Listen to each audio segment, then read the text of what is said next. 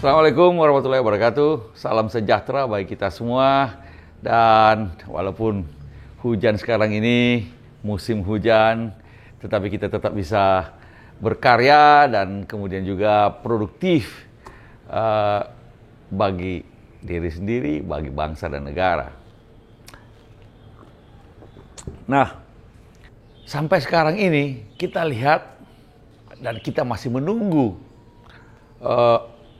keputusan Mahkamah Konstitusi tentang pemilu tertutup atau pemilu terbuka. Intinya gugatan dari sekelompok orang, salah satunya adalah kader PDIP, yang kemudian menggugat kepada Mahkamah Konstitusi agar supaya sistem pemilu sekarang ini, yaitu proporsional terbuka, diubah, dinyatakan inkonstitusional dan kembali ke proporsional tertutup.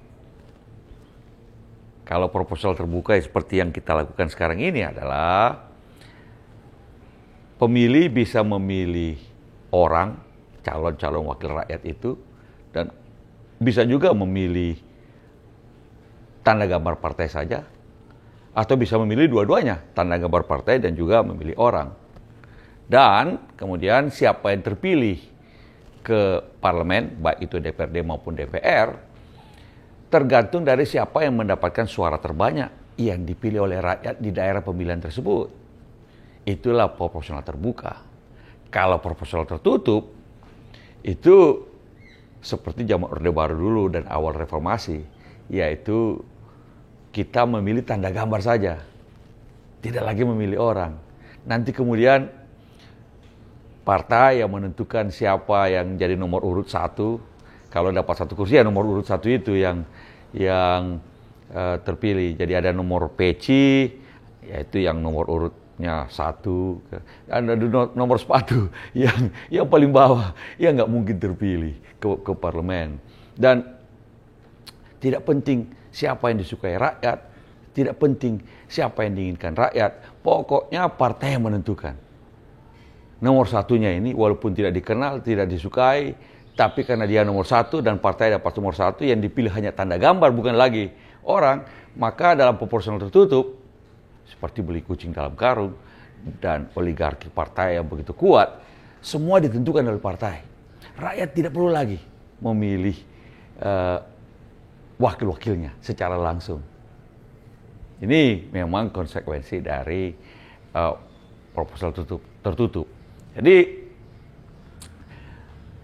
Mahkamah Konstitusi sekarang ada gugatan kepada Mahkamah Konstitusi untuk memutuskan dan menuntut bahwa Mahkamah Konstitusi menyatakan bahwa proporsional terbuka ini inkonstitusional. Dan yang tertutup itu yang konstitusional, yang dulu itu yang tertutup itu yang beli kucing dalam karung itu, yang akhirnya kader-kader jenggot itu yang hanya mendekat kepada pimpinan partai bukan lagi kepada rakyat. Itulah yang konstitusional. Itu yang dituntut.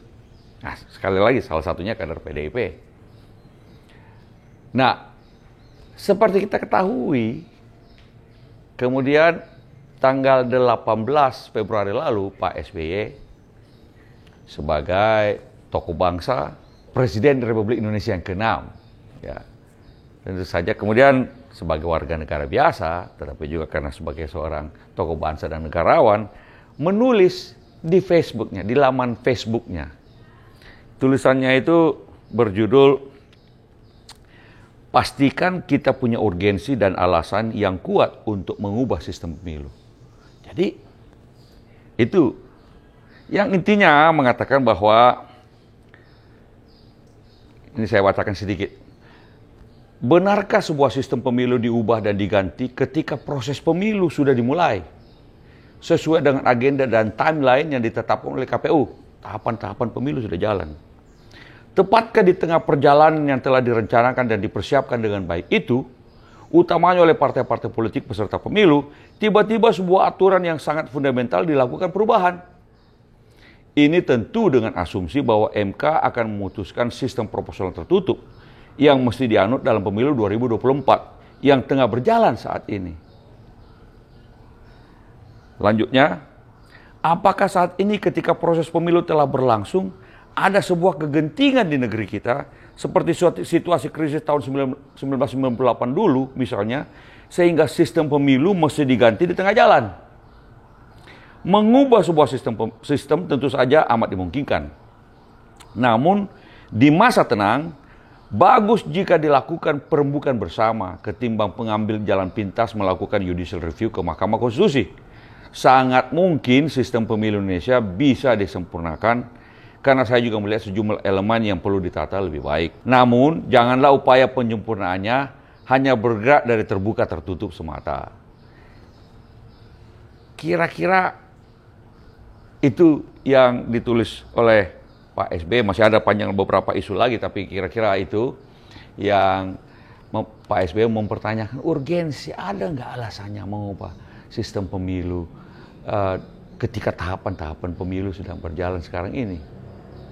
Nah, rupanya tulisan Pak SBY itu kemudian disambut, dikomentari dengan bernada protes oleh Sekjen PDIP, Saudara Hasto. Dan kita baca aja misalnya di Detik.com tanggal 19 Februari, jadi keesokan harinya langsung. Judulnya Hasto PDIP balas SBY, dia lupa Demokrat pernah ganti sistem pemilu di 2008. Jadi memang pada tahun 2008 itu ada perubahan dari sistem pemilu proporsional tertutup menjadi proporsional terbuka. Itu karena adanya gugatan di Mahkamah Konstitusi.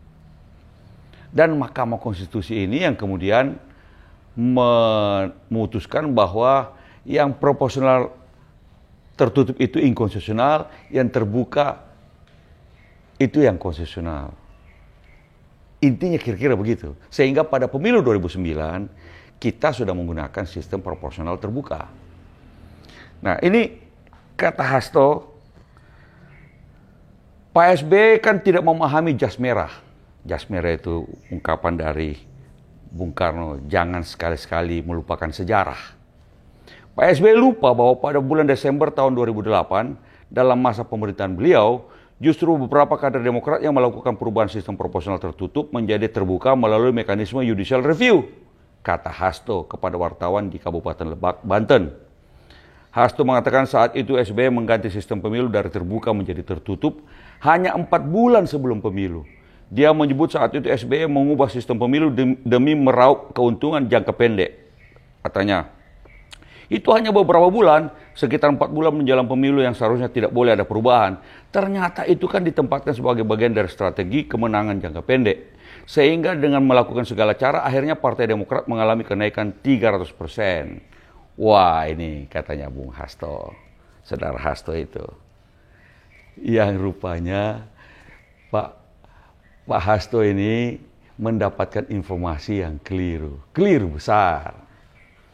Karena bukan Pak SBY yang mengubah sistem pemilu di tahun 2008 itu, tapi adanya gugatan dari beberapa orang dan salah satunya adalah kader PDIP sendiri, yaitu namanya Saudara M. Soleh, caleg PDIP untuk DPRD Jawa Timur saat itu, yang pada waktu itu menggugat kepada Mahkamah Konstitusi bahwa hak konstitusionalnya dirugikan.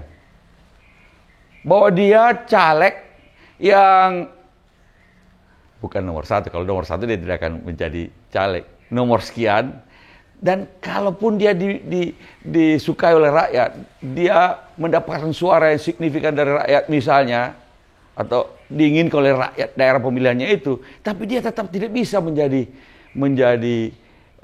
anggota dewan. Kenapa? Dia bukan nomor 1. Kalau cuma dapat 1 kursi, yang 1 kursi aja caleg nomor 1 yang mendapat. Sehingga dia merasa bahwa ini tidak adil, hak konstitusionalnya dirugikan. Mestinya dia meminta supaya siapa yang dapat suara terbanyak itulah yang masuk ke parlemen. Sehingga kemudian yang terjadi adalah Mahkamah Konstitusi sepakat dengan argumen-argumen Saudara M. Soleh ini dan kemudian mengubah pasal-pasal yang berkenaan dengan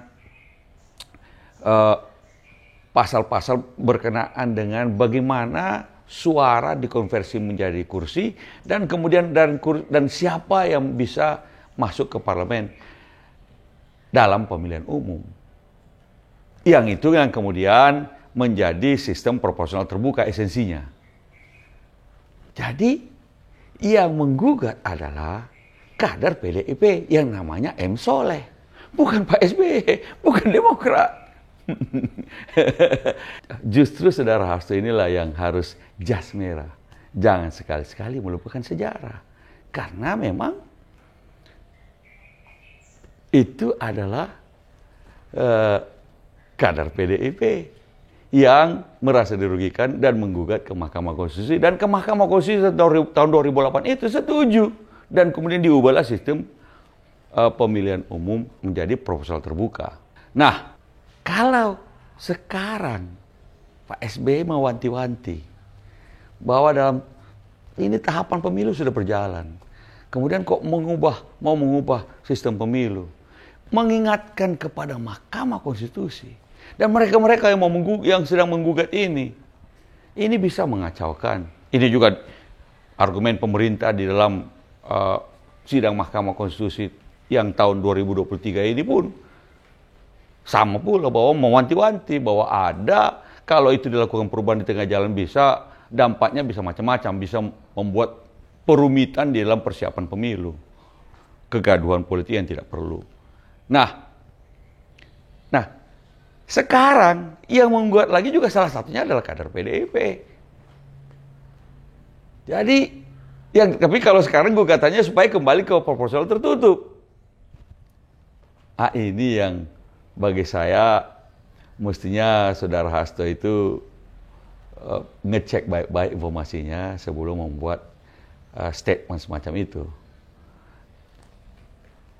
Bagi saya juga memang apa alasannya Mahkamah Konstitusi mau mengubah? Justru sebenarnya sekarang kita bertanya-tanya, kalau Mahkamah Konstitusi mau mengatakan bahwa proporsional terbuka ini yang inkonstitusional dan yang tertutup yang konstitusional, padahal dulu Mahkamah Konstitusi mengatakan yang tertutup inkonstitusional, yang terbuka adalah konstitusional. Ini kan kebalik-balik semuanya. Sebenarnya ini bukanlah ranahnya Mahkamah Konstitusi. Ini adalah terpulang pada partai-partai politik di parlemen. Dan sekarang 8 dari 9 partai politik di parlemen tidak setuju kembali ke sistem proporsional tertutup yang merampas hak rakyat. Hanya satu, PDIP, yang ingin kembali ke sistem proporsional tertutup. Ini ranahnya partai politik di parlemen untuk menentukan mau pakai sistem apa. Bukan Mahkamah Konstitusi, tapi sekali lagi, mudah-mudahan, ini kan kita masih menunggu, mudah-mudahan Mahkamah Konstitusi bisa berpikiran jernih, sehingga kemudian memutuskan sesuai dengan apa yang diharapkan oleh rakyat, dan yaitu pemberdayaan rakyat, kedaulatan rakyat untuk menentukan wakil-wakilnya sendiri di parlemen. Intinya begitu. Mudah-mudahan ini jadi pelajaran bagi Saudara Hasto. Terima kasih, sampai jumpa lagi. Assalamualaikum warahmatullahi wabarakatuh.